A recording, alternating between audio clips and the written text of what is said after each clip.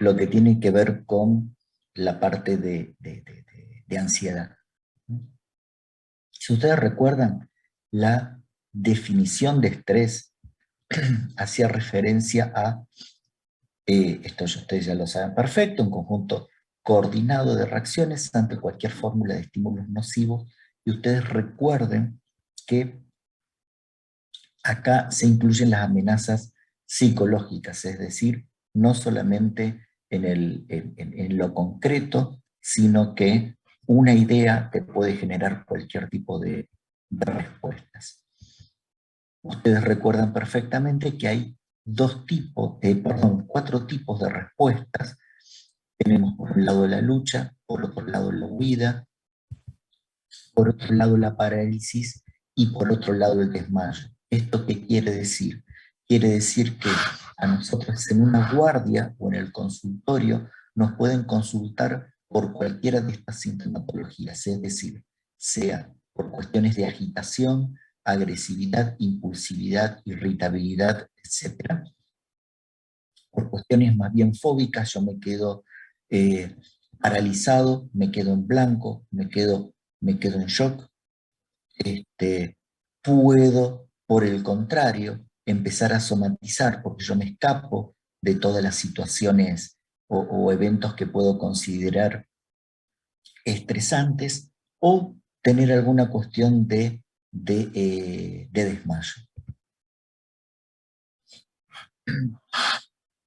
Recuerden esta cuestión que también la dijo Celie, que vos tenés tres fases.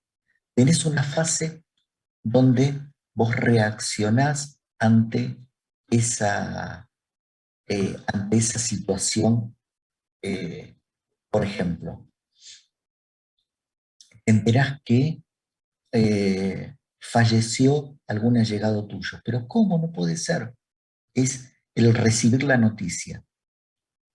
Reacción de alarma, vas a tener una respuesta nerviosa, vas a tener una respuesta instintiva, vas a tener una respuesta rápida. Posteriormente, en todo lo que sigue, se van a desencadenar ya las conductas más sostenidas a largo plazo, ¿sí? Que son responsables de estas, principalmente las catecolaminas y demás. Y una vez que pasa esa situación estresante en la cual vos te hiciste cargo de un montón de situaciones, el cuerpo tiene que volver a recuperar todo lo que vos gastaste, tanto hormonalmente como energéticamente. Por lo tanto, es donde aparece la etapa de agotamiento. Por lo tanto, vos vas a poder tener en la reacción de alarma cuestiones muy agudas, ¿sí? En la fase de sostenimiento, de afrontamiento, cuestiones que tienen que ver con un estrés más crónico, y te podés encontrar con que vos vas a tener pacientes que te dicen, no sé, ya pasó, esta situación pasó hace 3 meses y recién ahora el paciente se deprime, ¿sí? Eso es porque en la etapa de agotamiento la persona está mucho más vulnerable y no alcanza a volver al estado de base, al estado normal. ¿Sí? Por lo tanto, vos podés tener patologías de diferentes características en cualquiera de estos momentos, pero van a tener precisamente sus características propias. Vamos a ver lo relacionado a cuestiones más traumáticas. Estos son los cuadros que están dentro del DSM y que vos podés tener en diferentes momentos. Así como empezamos la clase de ayer, con algunos cuadros infantiles, muy bien, acá también podemos encontrarnos con un trastorno de apego reactivo. Ustedes recuerdan los diferentes estilos de apego, esto lo han visto en primero y en segundo año, en los cuales, dependiendo del estilo de apego, vos vas a tener un desarrollo de tu personalidad de una u otra manera.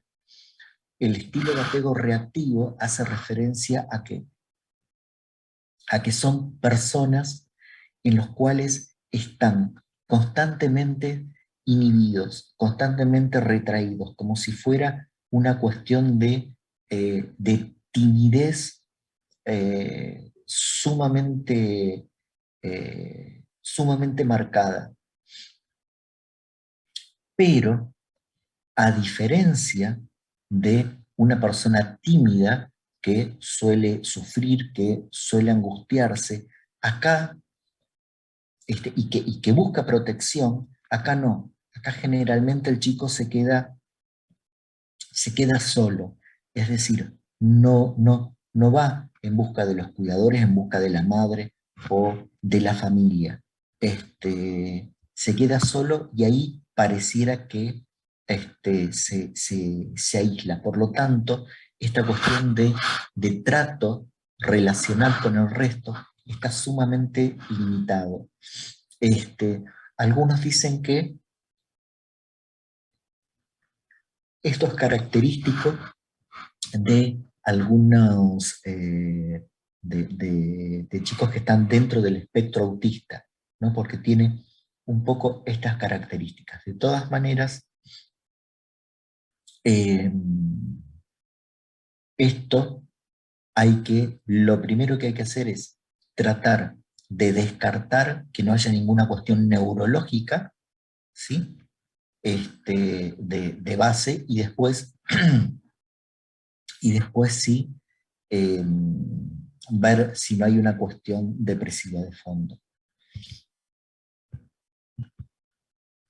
El trastorno de relación social desinhibida, por el contrario, acá el chico lo que hace es ir con cualquiera, ¿sí? E interacciona fácilmente con cualquiera. No tiene que ver con una cuestión normal, sino que es algo exagerado en cuanto aparece un comportamiento demasiado familiar con extraños. Son chicos que son muy temerarios, muy arriesgados, también tienen un perfil, digamos, en los cuales eh, el chico se demuestra como autosuficiente, ¿no? Hay que tener cuidado porque al irse con cualquiera puede tener algún inconveniente.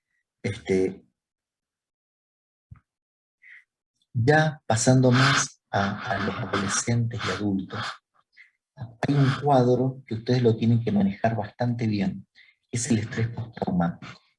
El estrés postraumático es un cuadro muy parecido al de estrés agudo. ¿En qué sentido? En que aparece después de una situación traumática. Esa situación traumática tiene que ser sumamente violenta y esa violencia implica que haya algún tipo de riesgo de vida para vos o por alguien que es muy cercano, que vos lo tengas ahí al lado.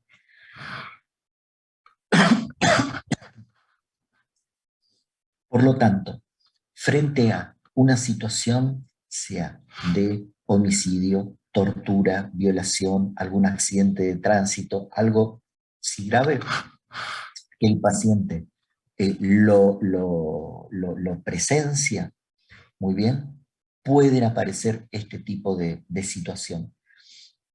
Es raro que aparezca el shock inicial como vemos en el estrés agudo. Es más, muchas veces el paciente puede estar normal, tener una conducta sin ningún tipo de problemas, y después a los meses, incluso hasta los 6 meses, después del trauma, aparecer la sintomatología. ¿Qué tipo de sintomatología aparece? Lo más frecuente es que uno empieza a tener como muchos flashbacks de esa situación, empieza a revivirlo constantemente. Cualquier estímulo parecido enseguida se asocia a esa situación, ¿sí? Pasa una, pasa una moto y el tipo se tira al piso porque cree que es una ametralladora y lo están matando todos. Este, esta, este revivir constante de esa situación hace que incluso puedan aparecer ilusiones o alucinaciones. Hay pesadillas permanentes, la persona está en hiperalerta constante y, este, por supuesto, es una situación sumamente limitante. ¿Por qué? Primero porque aparece casi siempre una depresión asociada. El paciente está todo el tiempo reactivo, lo que significa que empieza a dejar de trabajar, se deteriora su familia, etcétera, etcétera. ¿Por qué hay que tener cuidado con esto? Porque el pronóstico es pésimo. Una vez que está instalado, la tasa de suicidio es altísima. El trastorno de ansiedad con más alta tasa de suicidios que tenemos. Al punto de que ustedes saben perfectamente que nosotros por la guerra de Malvinas tenemos más muertos en batalla, tenemos más muertos suicidados que en batalla. ¿Sí? Eh, el tratamiento es preventivo, o sea, hay alguien que tiene una situación traumática y hay que hacer tratamiento, aunque todavía no esté presente la sintomatología, esto es lo que te dicen todas las guías. ¿Qué se utiliza? Se utiliza IRS a dosis muy altas, más clonazepam a dosis muy altas. Se puede agregar algún antipsicótico incisivo como una haloperidol, una risperidona, si es que aparecen eh, alucinaciones o alguna cuestión pseudo delirante, pero ese suele ser el tratamiento. Eh, funciona muy bien los grupos de autoayuda, ¿m? Para este tipo de pacientes. Recuerden que una vez instalado, no lo podés sacar. Podés disminuir la sintomatología, pero es muy difícil. Por lo tanto, si ustedes están en una guardia y pueden sospechar esto, no se queden tranquilos aunque no haya sintomatología. ¿Está? Lo mandan a hacer, lo derivan para hacer prevención. ¿Preguntas del estrés postraumático? Si lo preventivo es ante cualquier trauma o hay alguna manera de Sí. identificar algo. Sí, lo que tenés que evaluar son los traumas humanos. ¿Qué quiere decir? Que es raro que aparezcan eventos traumáticos por un terremoto, o por una inundación, ¿está? Pero si vos tenés una víctima de una violación muy jodida, una violación en masa, un accidente de tránsito con muchos muertos,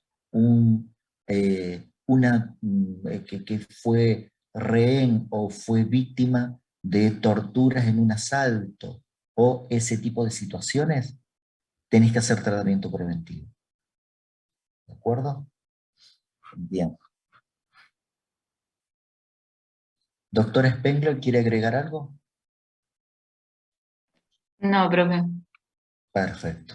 Bueno.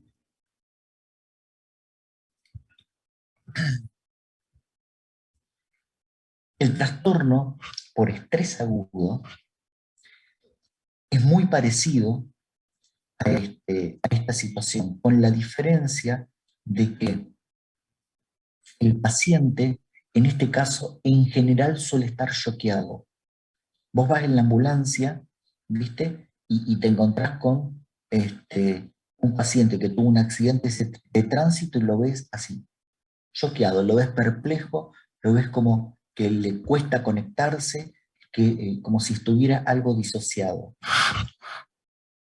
Esa sintomatología es bien rápida, aparecen algunos síntomas de evitación ante ese trauma, aparece esta cuestión de revivirlo también a esa situación traumática, pero a diferencia del otro, este paciente después de los 6 meses se resuelve tranquilamente y prácticamente no quedan secuelas.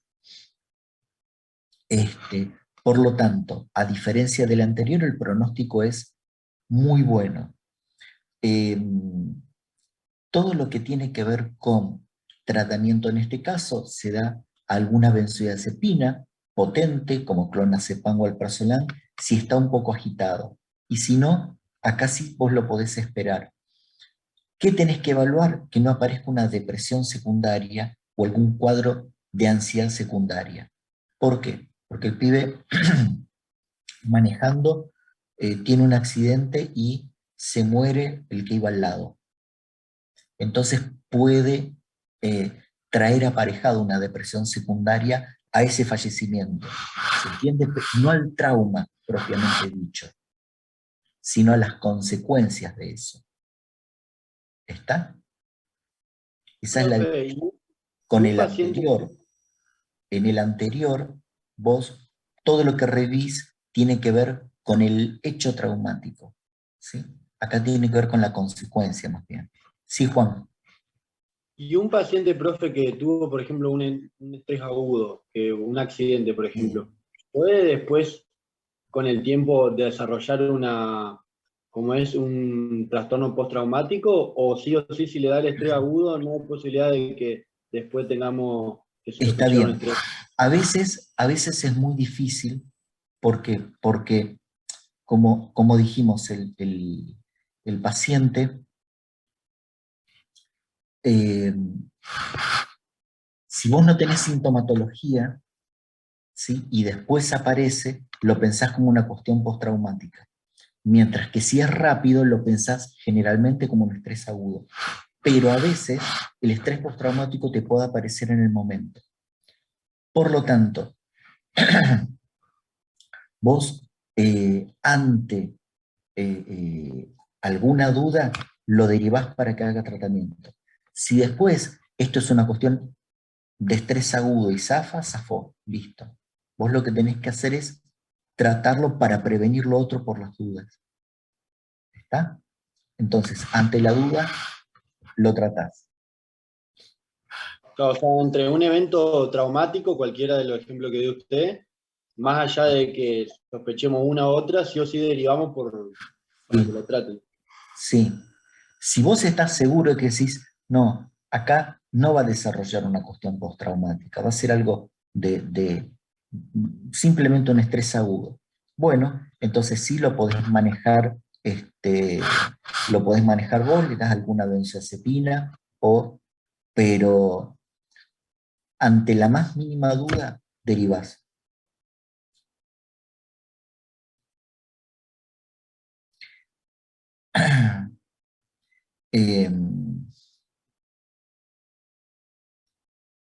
Eh, bien, no me pasa la filmina. El trastorno adaptativo. El trastorno adaptativo es un cuadro que está muy relacionado con tu forma de ser, con tus características de personalidad y con las características del ambiente. ¿Por qué? Porque tiene que ver precisamente cómo vos reaccionás frente a una situación ambiental en las cuales no te permite adaptarte a ese cambio. Por ejemplo, eh, tenés un cambio laboral, eso te genera un estrés excesivo y no te podés adaptar a ese cambio, ¿sí? Es decir, es una respuesta de estrés exagerada ante una situación que implica una adaptación y no lo podés hacer. Lo que muchas veces suele ocurrir es que después vos te terminás acostumbrando y listo. no pasa nada, no es grave. Pero, si vos lo considerás a ese cambio como una situación sumamente perjudicial, te podés deprimir, podés tener una depresión secundaria a ese estrés. ¿Está? No es grave, no es, no es que el paciente va a suicidarse ni nada por el estilo, pero sí puede ser disfuncional en este sentido, en que vos no lo podés, el paciente no se puede adaptar. Generalmente lo ves en situaciones tanto familiares, por ejemplo una separación, o en cuestiones laborales. ¿Sí? Tratamiento básico terapia, podés utilizar alguna benzodiazepina suave, siempre y cuando no se deprima, ahí le metes un IRS.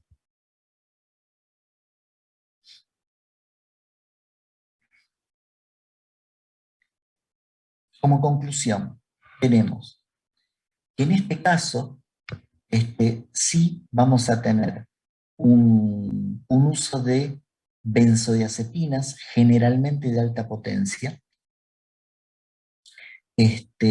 A veces lo podés utilizar como para salir del paso, pero muchas veces lo podés utilizar como sostenimiento de ese tratamiento, por ejemplo, como el estrés postraumático.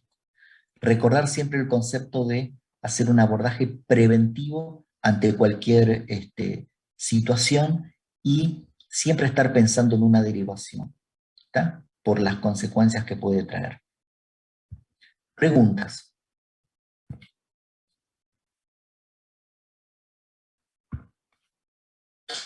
Juan, ¿cuál es el tratamiento de los trastornos de relación social desinhibida o del apego reactivo?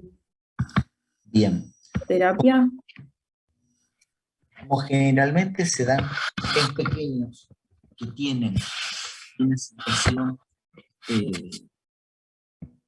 que todavía están formando su personalidad, etc.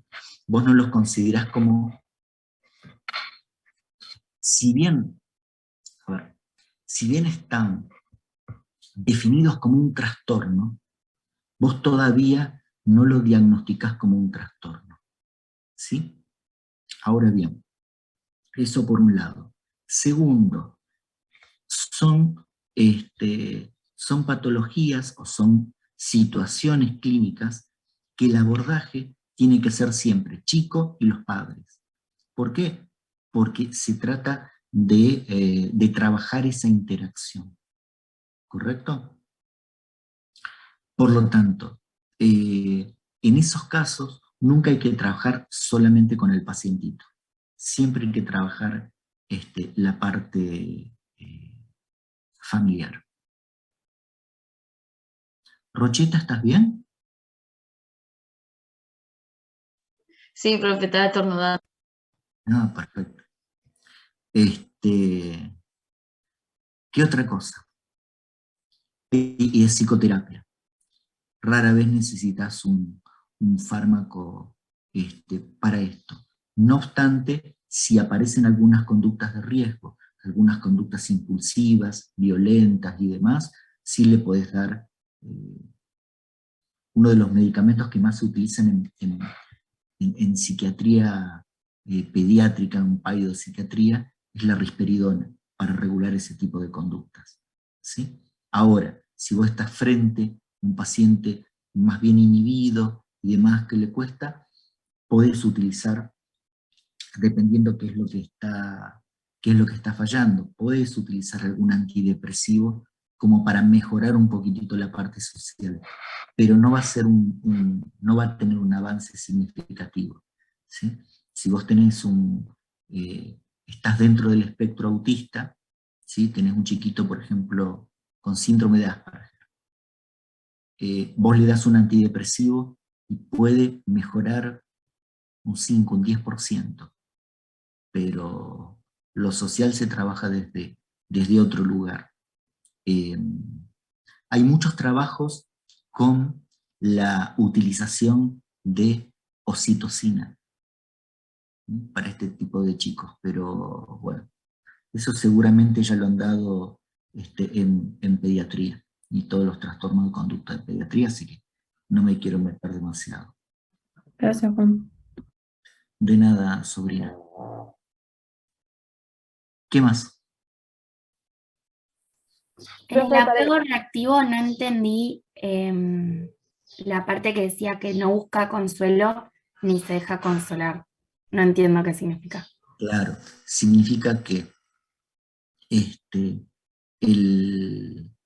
vos lo tenés al chico, vos cuando ves un chico, ¿sí? Y que está ante una situación que lo angustia, normalmente va en busca de los brazos de la mamá, ¿sí? O se tapa, se pone atrás de las piernas de la mamá o del papá, ¿viste? O, bueno, es decir, tiende a buscar ese tipo de refugio. Acá no, acá se ve que el chico se aísla, no busca esa protección. ¿Sí? A eso hace referencia. Ok, gracias. No de nada. Había otra pregunta que justo se superpuso. Yo te iba a preguntar que si ¿cuáles eran los fármacos para el postraumático, para el trastorno postraumático? Para el trastorno postraumático utilizas IRS a dosis alta. La más probada es la sertralina, pero cualquier IRS a dosis alta te funciona, como por ejemplo una paroxetina o una fluoxetina. En cuanto a las benzodiazepinas, las de alta potencia, la que más se ha utilizado es el clonazepam. ¿Por qué? Por el bloqueo amigdalino que tiene y porque además a dosis altas vos lo que lográs también es bloquear un poco la memoria. Saturás los receptores, entonces hace que esa experiencia no se pegue tanto en la memoria. ¿Sí? Es como si provocaras una amnesia artificial. Ok, gracias. Esos son los dos fármacos más utilizados. Hay un montón que están investigando en Estados Unidos, en Rusia, en China y en Israel principalmente, por el tema del ejército, ¿sí? Porque quieren que los soldados no tengan esa consecuencia. Pero lo que hay dando vuelta no. Esto es lo que más se utiliza. ¿Cuánto tiempo le damos al tratamiento? ¿En qué cuadro? En el estrés postraumático estábamos hablando. Bien, en el estrés postraumático vos le das un año aproximadamente, ¿sí? Y si no aparece sintomatología, empezás a retirar la medicación y está. Ahora, si ya hay sintomatología, generalmente el tratamiento es de por vida.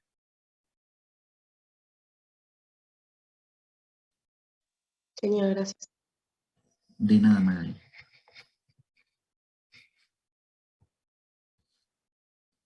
¿Qué otra pregunta?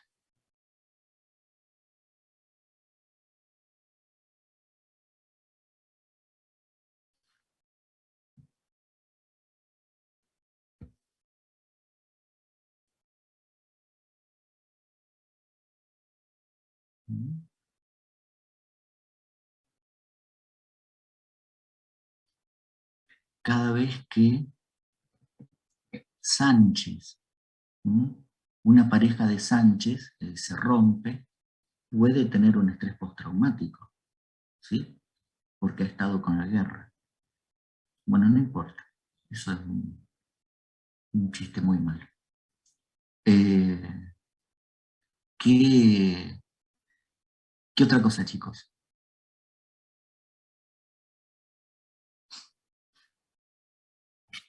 ¿Estamos? Bueno, vieron que ha sido una clase muy cortita.